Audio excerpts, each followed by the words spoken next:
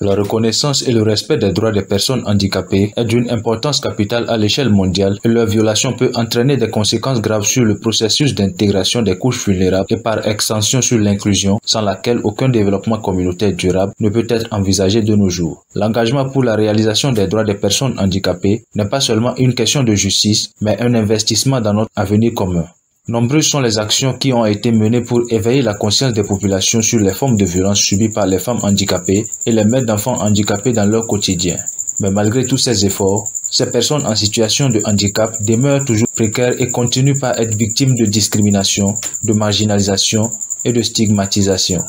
Les femmes handicapées et mères d'enfants handicapés ne trouvent toujours pas leur place dans la société et assistent impuissantes à leur exclusion sociale au sein de leur propre communauté.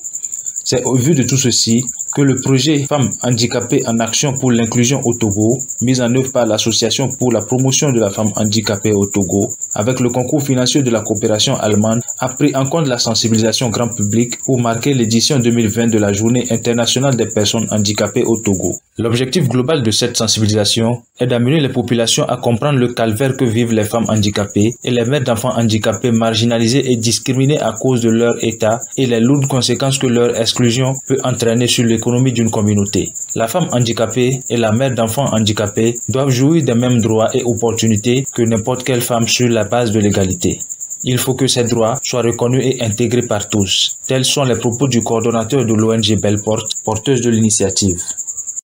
Il a vraiment été question, à travers des échanges, des partages d'expériences et des débats, de renforcer la conscientisation de l'opinion publique nationale et internationale sur l'inclusion des personnes handicapées dans les actions de développement à l'horizon 2030, de sensibiliser les populations et les décideurs sur l'importance de l'intégration du handicap dans les plans et programmes de riposte à la COVID-19, de permettre à la population togolaise de se familiariser avec les notions de droits des personnes handicapées, d'éducation inclusive, de santé mentale, d'égalité et de non-discrimination, de renforcer l'implication des personnes handicapées dans la construction du monde post-Covid-19, d'informer les femmes handicapées et des mères d'enfants handicapés sur le principe de l'égalité comme fondement du droit et du devoir, et enfin d'informer les populations sur l'importance de l'inclusion et le droit pour chaque citoyen de se rendre autonome afin de mener une vie digne. Cette rencontre a réuni 180 personnes ce mercredi 9 décembre 2020 à la place de l'indépendance de Notière et a connu la présence des personnes ressources comme le secrétaire général de la préfecture de Haro,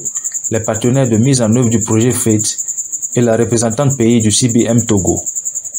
Une rencontre au cours de laquelle des personnes handicapées ont pu bénéficier d'aides techniques, notamment des tricycles, des béquilles et des cannes, leur facilitant ainsi les déplacements.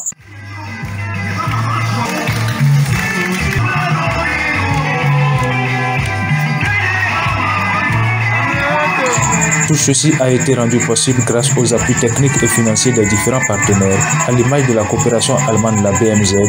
de l'Association pour la promotion de la femme handicapée au Togo, la Profeto, et de la CBM.